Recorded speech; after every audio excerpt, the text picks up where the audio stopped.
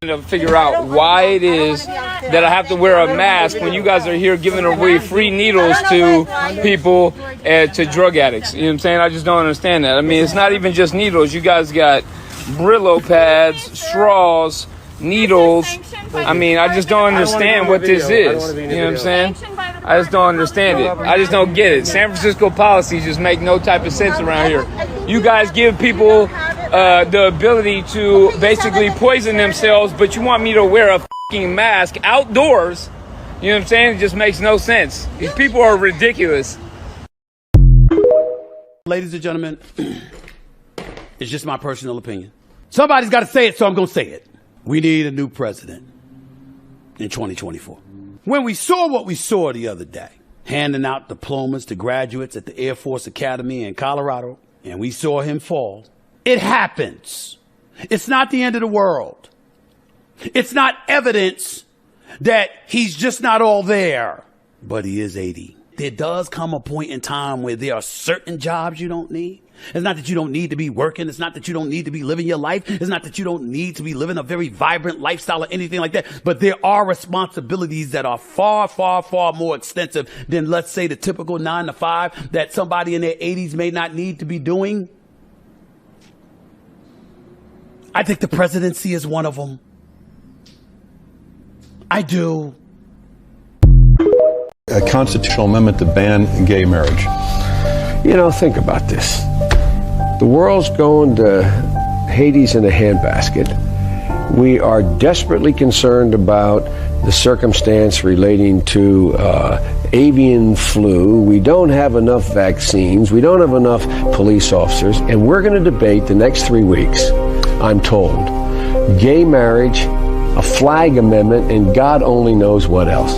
I can't believe the American people can't see through this. We already have a law, the Defense of Marriage Act, where we've all voted, not where I voted and others said, look, marriage is between a man and a woman, and states must respect that.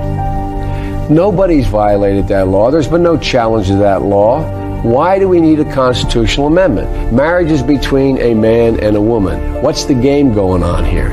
I can remember exactly where my epiphany was. Okay. I hadn't thought much about it, to tell you the truth. And I was a senior in high school, and my dad was dropping me off. I remember about to get out of the car, and I looked to my right, and 2 well-dressed men in suits kissed each other. I mean, they gave each other a kiss. And then one looked like he was heading to the DuPont building, and one looked like he headed to the Hercules Corporation building. And I'll never forget, I turned and looked at my dad. He said, Joey, it's simple. They love each other. It's simple. No, I'm not joking. It's simple. They love each other. And it's never been, it's never been, it's just that simple. It doesn't matter whether it's same sex or a heterosexual couple. You should be able to be married. What is the problem? I'm about to say something really controversial in Joe Biden's America.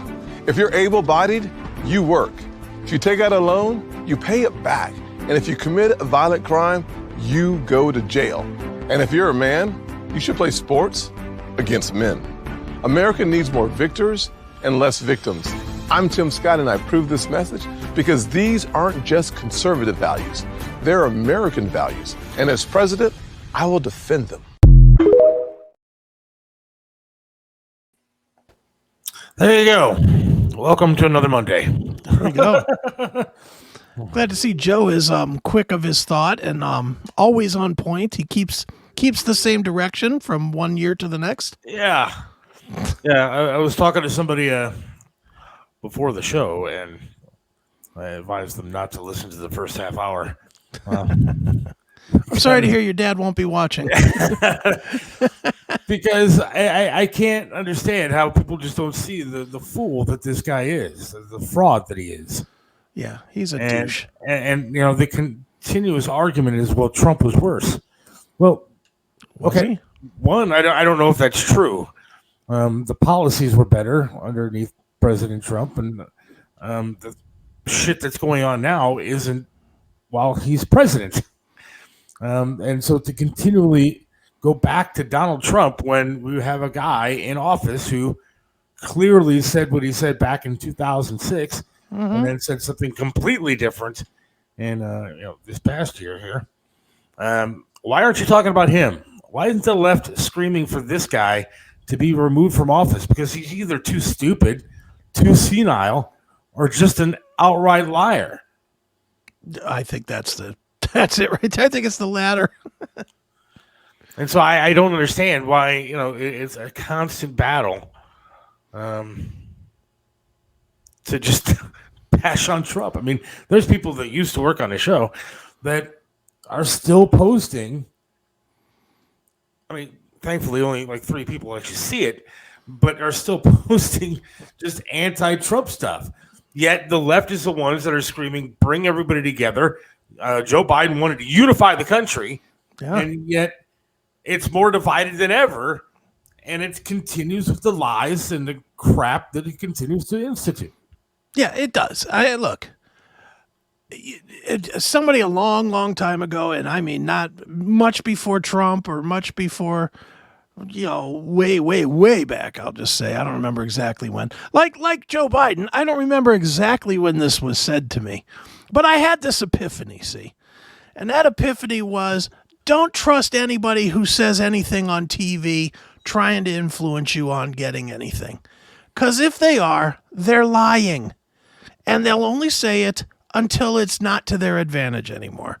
And then once it's not to their advantage anymore, then they'll go the other way that is. This is a perfect example of it. That video you played. Here's Biden saying, he's not only saying there's no need for it, he's saying this is stupid to argue about in 2006. And now he's saying, well, I had this epiphany as a child, and my dear dad said this, and I said, Dad, how can this be? Shut up, Joe. Shut up. I can promise you this. Back when Joe Biden's dad was saying that, which was probably the Depression, for God's sakes. Yeah. I mean, in the Depression years, or let's be realistic, what years would Joe have been a kid? The 40s? The 50s? There was not this big acceptance of the gay community. The gay community was like either secret or murdered back in Joe Biden's dad's age. Right. So stop with this. You had this epiphany and you said it to your dad. Like I told you on the phone when you told me about this. You know what's missing from Joe's statement? That smack in the back of Joe's head for saying such a thing in 1953. I did whatever, yeah. Wire is always with his dad's opinion. It's just that simple. Yeah, that's because true, that's too. the only thing that he can come up with to say. I'm assuming his dad is quite dead, right? So he's almost dead. Of course. Yeah. I would assume. Unless his dad was 16 or something like that. So maybe that's why the stories are always his dad's opinions, because there's no rebuttal to them. Yeah, there's no way to check in on those stories to make sure they were accurate or not. That's right. Yeah, I don't know, man. There's so much to talk about. We have we have a couple of guests on tonight. We do. Joe's almost dead. Julia Poorman, singer, songwriter. And a different style than we've had on the New Music Moment. Yes, usually when you listen to music on this show, you either want to punch somebody, bang your head up against the wall, or something like that. It's good to get you pumped up.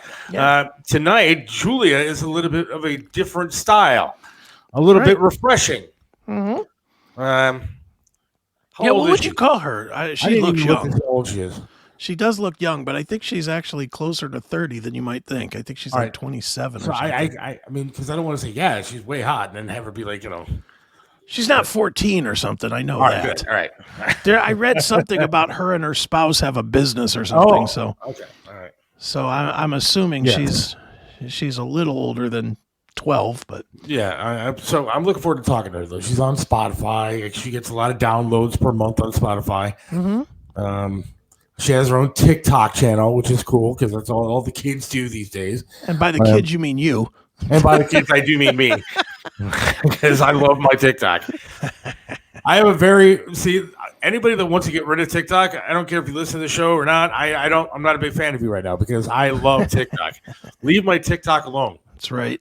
I have a very routine kind of evening where I am done watching TV in the living room. It's time for me to retire to the bedroom. That's right. And of course, if you don't know, I'm missing the right leg, so I have to wheel myself into the bedroom because I got no right leg on, and it's time to get into bed. And then I have a little while before I'm going to be ready to actually fall asleep. Sure. And it used to be vodka, and that was the easiest way to do it. And good night. Right. But no, now it's TikTok. Now I literally will sit there scrolling up. Right. Looking at TikTok. Scroll up. Just to see all the TikTok videos until my eyes get heavy and then go to sleep. That's right. Here's Julia Poorman. No. Yeah, she's older than 14. She's good looking. She's good looking. Yeah, she is good looking. There's no doubt about that. I don't know how old she is, but I guess we'll ask her. Well, I don't want to say, hey, welcome to the show. How old are you so I can tell you that you're hot? Yeah. Can I say that you're hot, or is that inappropriate? Or will I get a knock on my door right after the show? Well, her music doesn't seem like that kind of, like she's that kind of person. Maybe your spouse is kind of mean, though. I don't know. Yeah. All it says on the best I could find is age range 25 to 35. Oh, well, that's good. But So again, says because I at least tried to 25. look, I didn't see like a Wikipedia page or anything like that. Yeah. I don't think she's that established yet. She is truly she is what the new music moment is supposed to be. Somebody that is not yet established. Although she's had music in like The Young and the Restless back in the day. So I saw that. And I don't think that's even a show anymore, is it? I don't know. I was never a big soap guy. Yeah, I mean, I used to watch Days of Our Lives. I did spend Really? I spent a few years watching some days when I was working third shift. I made sure I was up by 1:00 so that I could catch me a little Days of Our Lives. Hell yes. That was when like Lisa Rinna was in her 20s and was like totally smoking hot. She played Billy on that show. Yeah, see, I can say I honestly have never seen one episode of any soap opera ever. Oh, dude, soap operas, I mean, all they are, and I've never understood why they're this way, they're low budget versions of late night TV, of evening TV. And like Days of Our Lives back in the day was absolutely that. You had like the spy guy, Stefano DiMera, that was always out creating havoc and robbing people and, flying around the world to commit crimes and all this stuff and kidnapping people and, and then you had like the crazy conspiracy stuff. You had this girl, Marlena, that, forgot who she was for 3 years and built a whole new life around her. It was like this whole bizarro world of reality, but it was a combination of hot women, crazy, almost nighttime type stories, but on a very low budget, which never made sense to me why a show like Days of Our Lives, which, how long was that show on? 50 years? Yeah.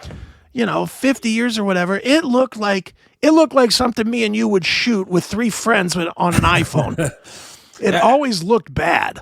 I never liked those shows. I never liked even the nighttime kind of soap stuff like Dallas or whatever it was. Or but what about now? Do you want like Sopranos or S.H.I.E.L.D. or? Well, Sopranos obviously no longer around. Yeah, I know, but I mean, I watched Oz. I watched Oz was back good. in the day, but that's an HBO thing. As far as like primetime TV anymore, I don't watch any shows other than reality stuff. Right. Stuff like, Idol and Survivor and stuff like that. You might want to ask your mom who her daddy is there, Rick. Used to be a regular watcher. See, I never got into any of that stuff. I only got into the one. I watched The Bachelor, yes. Okay, but The Bachelor is not a soap opera. No, that's actual reality TV. Yeah, I mean, it's scripted and bogus, but somebody actually does get married. There's nothing staged about that. Yeah, right, sure. All that stuff is accurate. It's all real. Feelings. Those are true feelings coming out of those men and women. That's right, because that's what people do. They run around trying to impress each other so they can get handed a rose at the end of the night. See, the sad part is, like, I think it used to be like that. Like, when it first started, I think it was an actual show where people were trying to find love. And now you can tell, like right at the beginning, which ones are tossed in there to either irritate the other ones, right, or the ones that are going to be like the drunks and jumping into the pools half naked, and they're going to be gone soon. They're going to be gone quicker. Sure. Well, you better get ready for a whole new batch of those type of shows, because if this writer's strike doesn't end pretty soon, that's what they go to is reality TV. Well, did you see what the next Bachelor is going to be? No, I've never. They made this announcement. What is they it? made the announcement not that long ago that it's going to be the Golden Bachelor. So it's going to be a senior citizen bachelor. Oh no! With a bunch of senior women or senior men. I don't know which one it's going to be, but I think it's a bachelor. That's going to be an old dude, and Who's then watching bunch of that? older women. I will watch that. You will watch that, really? I mean, look, I don't watch The Bachelor just to see hot girls in bikinis. That's part of it. However, reason. Now you're going to get to see old women in bikinis, which I think will be spectacular. Oh, stop. And then on top of that, you're talking about people that are truly trying to find the love of their lives before they die. I think that'll be fantastic. Will you stop it? Come on. Nobody wants watch that. Nobody wants to watch B. Arthur competing with Rue McClanahan for the love of, I don't know, some old guy. I beg to differ. Really? I think it'll be quite fascinating to watch old women like get emotional and try to fight each other over a dude. I think this is true. Trans Bachelor is next. Great. Yeah. All right. See, now, if I was going to produce a show like that, though, I would put a twist on it. Okay. Like, I would have the woman there, right? Yeah. Who's the one finding the love of the 30 guys. Sure. But she's actually a man. Okay. And then you don't tell the 30 men that are vying for her love that she's a man. Oh, no. So they will fall in love with who they think is a woman. And then when they have the overnight reveal, they're going to finally find out that it's a man. And then how do you react? Once you're in love with somebody, it doesn't matter if they have a penis. That would be the question. Except for that show might end with a special murder edition. Well, yeah, I mean, you want to talk about reality TV? I think that would be the best way to do it. That would not be good. You would see it would turn into Jerry Springer in a second. I'm telling you, if you have I'd watch 30 it, guys and they see, and she's wearing a Target tuck bathing suit. So you don't know when she gets in the pool that she is actually a man. Right. Well, and then the overnights happen. Right. And watch out. Could happen. Yes, Gunner. All Baby right. Yeah, I'm telling you, the Golden Bachelor is going to be fun. We have Julia Portman sitting here waiting. I don't want her to hear any of this conversation. So I apologize to her in advance. But we will talk to her in just about a minute and a half. All right. Hang on.